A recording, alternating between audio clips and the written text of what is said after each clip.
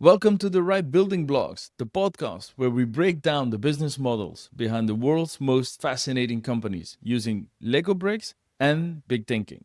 I'm your host, Gilles, and today we're heading into the world of motorsports, not to talk about engine specs or tire compounds, but to explore how Formula One transformed from an exclusive aging broadcast business into a global entertainment and media platform.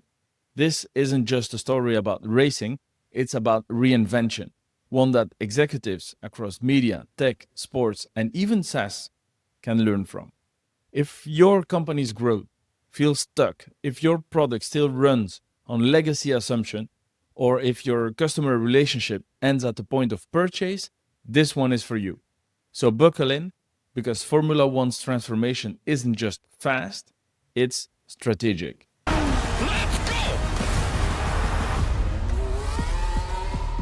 How did a sport with billion-dollar ride deals still feel stuck in the 90s? To understand the transformation, we need to start at the beginning, or rather at the peak of the old model. For decades, Formula One was run by Bernie Ecclestone.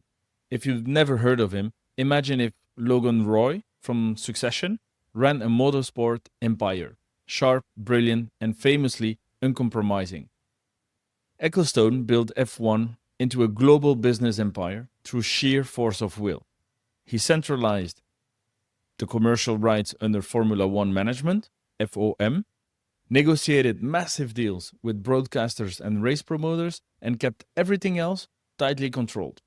He ran the sport with a handshake and a fax machine. His model was brilliant in simplicity, but also in its opacity. Here's an anecdote to give you a sense of how Bernie operated. In the early 2000s, a German TV station tried to renegotiate its contract, citing failing ratings. And Bernie's response? He added another race in Asia and told them, viewers will come when the cars are racing. And he was right, for a while. The sport's prestige, exclusivity, and tradition were enough to attract broadcasters, governments, and sponsors eager for association. But that model came with limits. The fans' experience was distant and controlled, social media was never used, and drivers were discouraged from building personal brands. If a fan posted a clip from the paddock to YouTube, legal threats followed faster than a Ferrari on soft tires. Yeah, that one was easy. Ecclestone optimized for predictability and profit, not participation or passion. That worked for decades. But by the mid 2010s, audiences were aging. The digital generation wasn't tuning in, and sponsors were shifting to platforms with better engagement metrics. And that's exactly when Liberty Media saw an opportunity.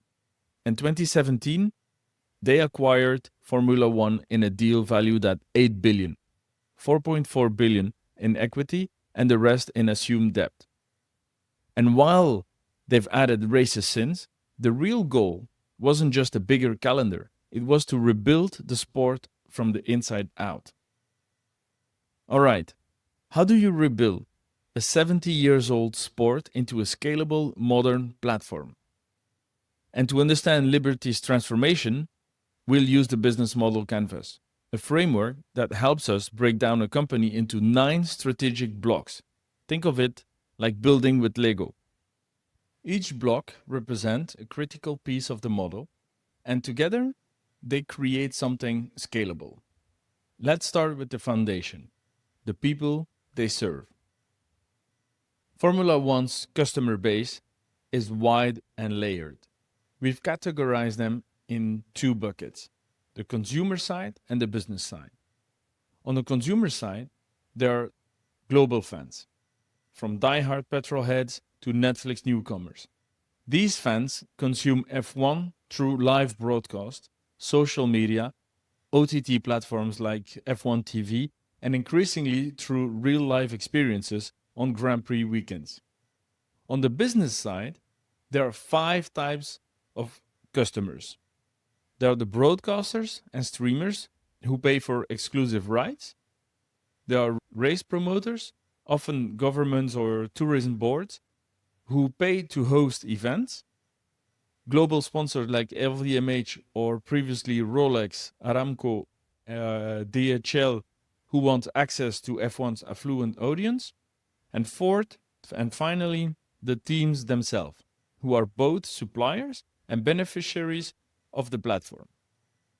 You might ask yourself, why such a wide net? Well, simply because Liberty wasn't just trying to grow one audience. They were building a multi-sided platform where every participant adds value. And this brings us to the next strategic choice. What exactly is F1 offering to each of these groups? For fans, F1 became more than just a race on Sunday. Liberty turned it into a 365-day story engine. Thrilling live races, binge-worthy documentaries, behind-the-scenes access, and live experiences that feel like music festivals with turbocharged engines. For broadcasters, the value is premium live content that drives habitual viewing. Races happen every other weekend, and thanks to the expanded storyline, each one carries emotional stakes. For sponsors, it's an opportunity to reach a global, affluent, and emotionally engaged audience with storytelling that goes beyond trackside signage. For cities and promoters, F1 delivers a 3-day tourism surge, global media exposure, and the kind of skyline drone shot that belong in tourism board presentation. For teams, Liberty provided a stable financial framework, cost caps, and a platform that increased their visibility, making it easier to sell their own sponsorship and merch. It's a layered value system. And once you define that value, the next question is, how do you get it to the audience? F1 now operates on multiple channels by design. Traditional broadcasts remain the anchor, with partners like Sky Sport, ESPN, and Canal Plus reaching millions. But Liberty added F1 TV for superfans, giving them access to onboard cameras, live telemetry, and uncensored team radio. Then came the masterstroke, Netflix Drive to Survive. Liberty didn't just tolerate external storytelling, they encouraged it. The show reached millions who had never watched a race, introduced them to the drama, personalities, and politics of the sport. Social media became the top of funnel engine. Short clips, memes, radio outbursts, each one drawing new viewers in. And live events became experience platforms with concerts, fan zone, and hospitality packages that rival luxury resorts. But all of these channels are only as good as the relationship they support. Under Liberty, F1 shifted from arm-length engagement to high-touch relationship. For B2B partners like sponsors and promoters, there are now dedicated account managers, workshops, and collaborative marketing efforts. For fans, there's a direct digital relationship via apps, OTT platforms, and interactive tools like fantasy leagues, fan voting, and driver meetups. Why the shift? Because direct relationships create data, and data create lifetime value, which leads to the financial engine behind it all. F1 revenue is now diversified across 5 major buckets. Media rights, still the largest source. These long-term contracts provide stable growing income. 2. Race promotion fees. Cities pay tens of millions to host a Grand Prix. These fees often come with escalators, which are built-in clauses that automatically raise the price each year. Usually a fixed percentage. It's like a loyalty program, but in reverse. 3. Sponsorships. Central deals with brands like Heineken and Lenovo, plus digital inventory that wasn't monetized before. 4. Hospitality and experiences. Paddock Club, F1 experiences, and curated VIP offerings have become profit centers. 5. Direct to consumer. F1 TV, merge, and licensing, all powered by the fan data ecosystem. This model doesn't just add revenue, it compounds it. Each layer supports the next. But to pull this off, you need the right internal assets. There are four major key resources. At the heart is the F1 brand and intellectual property. 7 decades of racing history, trademarks, archive, and credibility.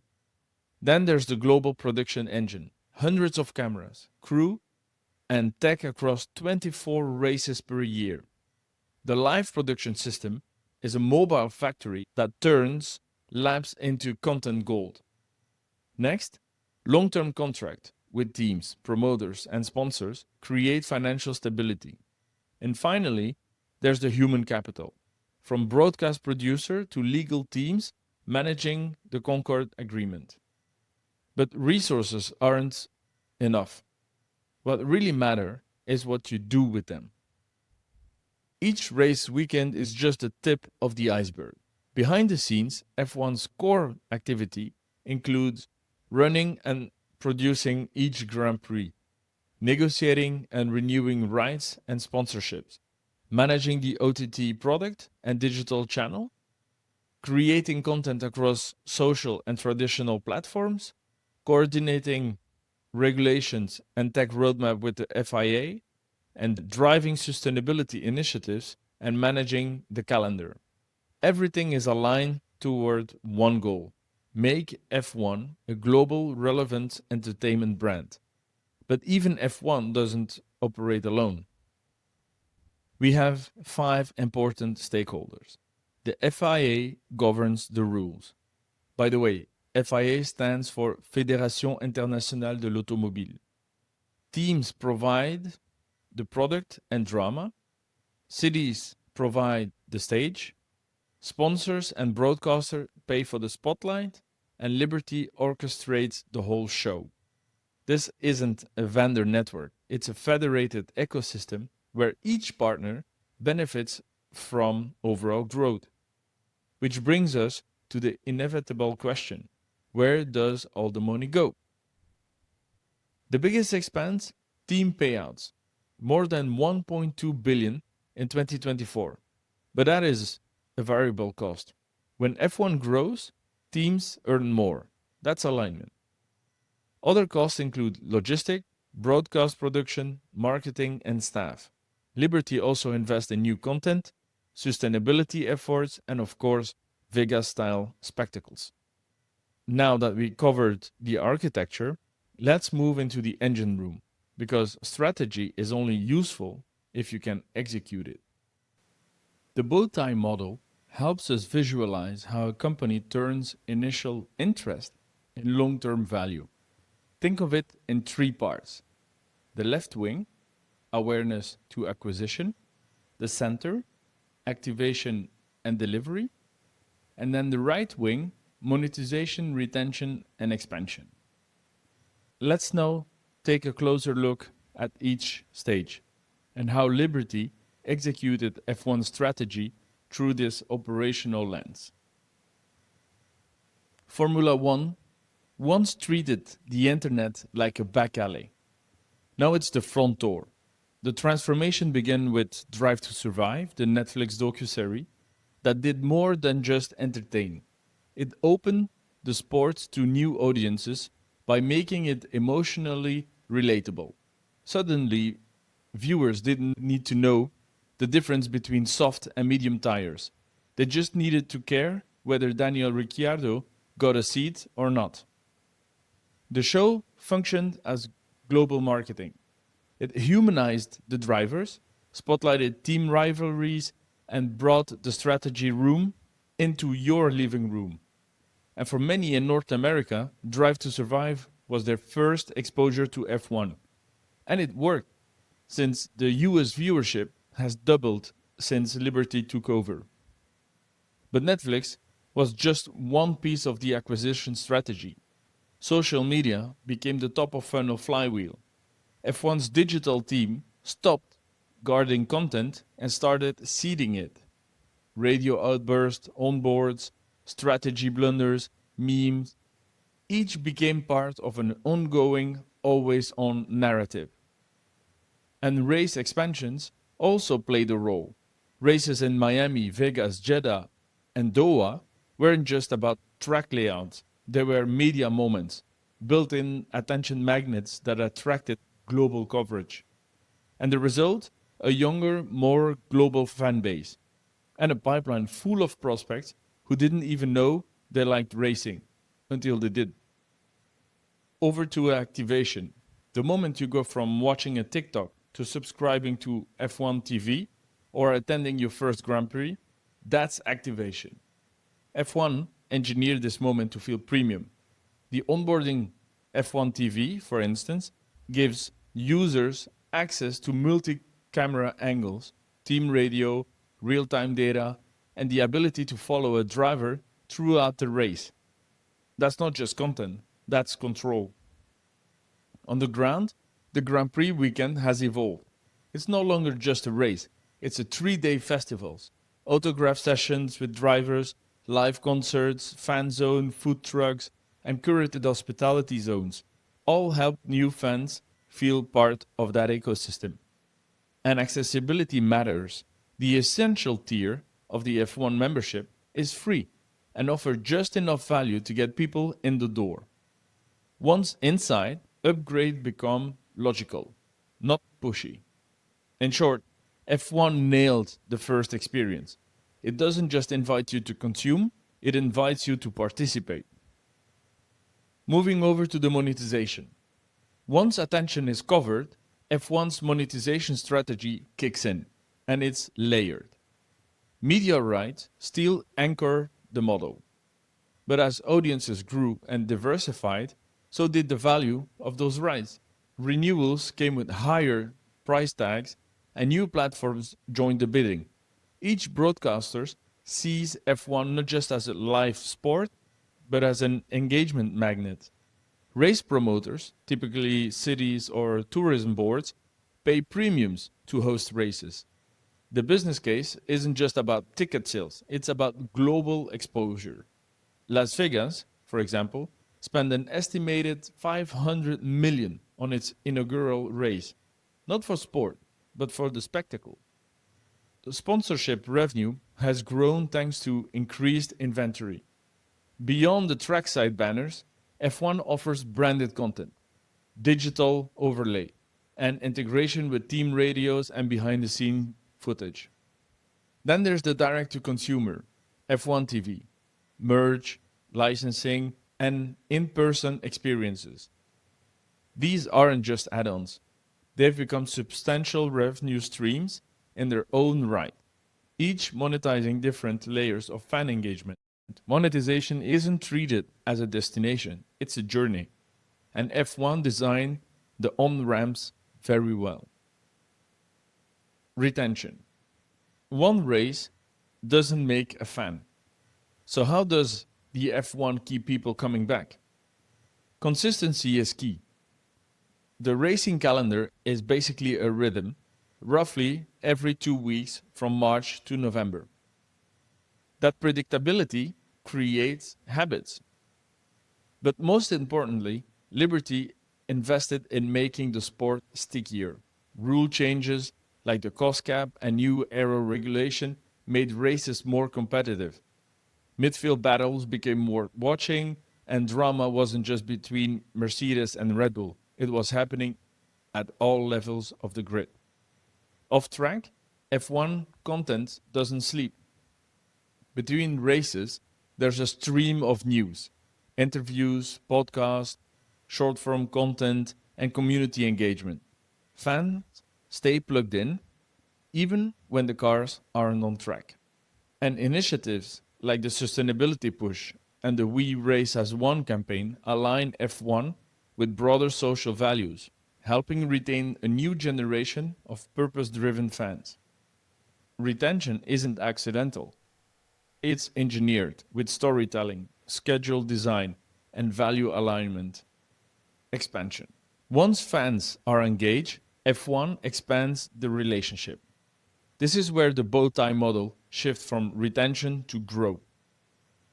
There are multiple extension paths. A casual fan may start watching races, then subscribe to F1 TV Pro. From there, they may buy even merchandise, attend a race, or even purchase a paddock club pass. International expansion is another layer. Liberty aggressively expand the calendar into new growth markets. Each new race brings new fans, new sponsors, and local media attention. And F1's data infrastructure supports this by understanding viewing habits, purchase behavior, and engagement metrics. Liberty can personalize offers and recommend next steps. Expansion isn't just about geographies or pricing tiers. It's about deepening the relationship and increasing lifetime value. Finally, the last part of the bow tie, advocacy. This is where fans become marketeers. F1 encourage this behavior. Social media is open and interactive. User-generated content is embraced, not punished. Influencers are welcome into the paddock. Fans who attend races are given content opportunities, selfies, branded backdrops, exclusive meetups, and ambassadors, including drivers, teams, and even sponsors, all play a role in spreading the brand. And because everyone shares in the growth, thanks to the Concord Agreement, there's a built-in alignment. So the key insight, F1 doesn't have to buy attention anymore. It earns it. And when the flywheel works, the audience becomes the engine.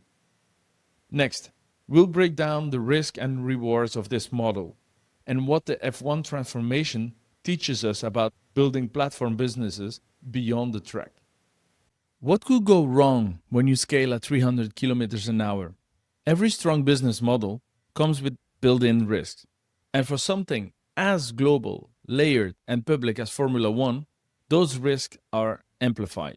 So let's look at 5 of the biggest vulnerabilities F1 faces as it continues to scale and how Liberty is managing them. So the first one is churn risk. With a direct-to-consumer platform like F1 TV, churn is always lurking in the background. If the experience drops, say if the racing goes too predictable or the content feels stale, casual fans have plenty of other places to go. That's why Liberty works so hard to keep the drama alive. Sprint races shake up the format, regulation changes create closer competition, and behind the scenes, storytelling keeps fans emotionally invested. The takeaway? Retention doesn't follow features. It follows the narrative tension. 2. Calendar bloat and audience fatigue. More races might sound like more revenue, but more isn't always better.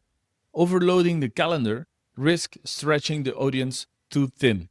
And if fans stop feeling excited for every race, viewership dips. Just look at what's happening in football or soccer for my American listeners.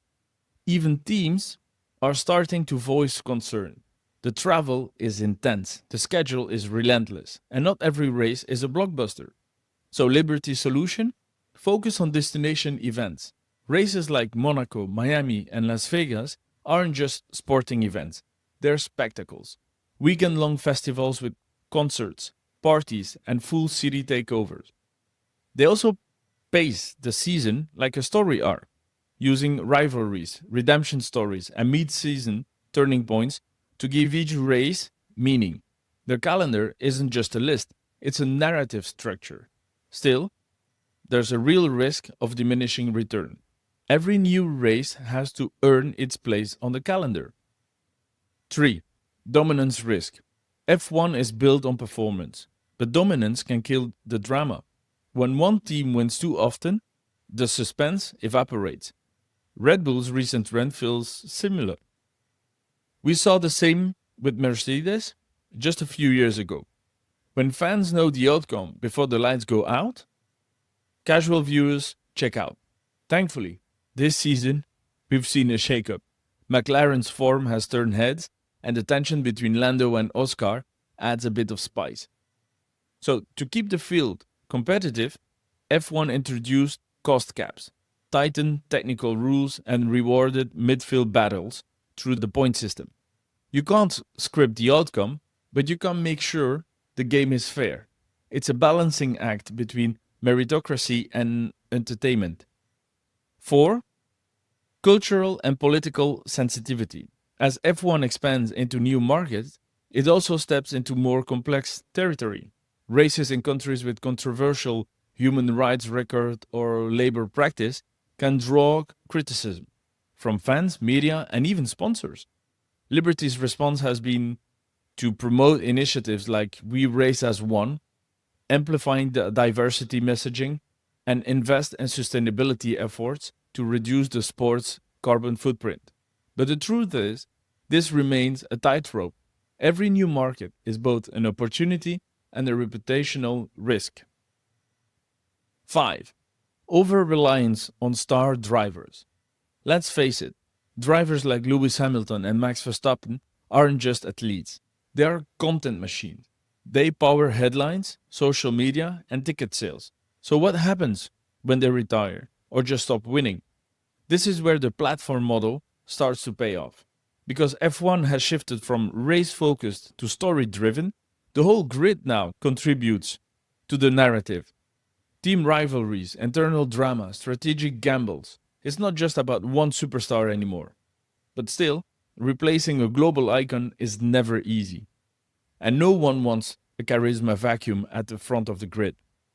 So, is Liberty's model airtight? No, but it's built to flex. And that might be its greatest strength.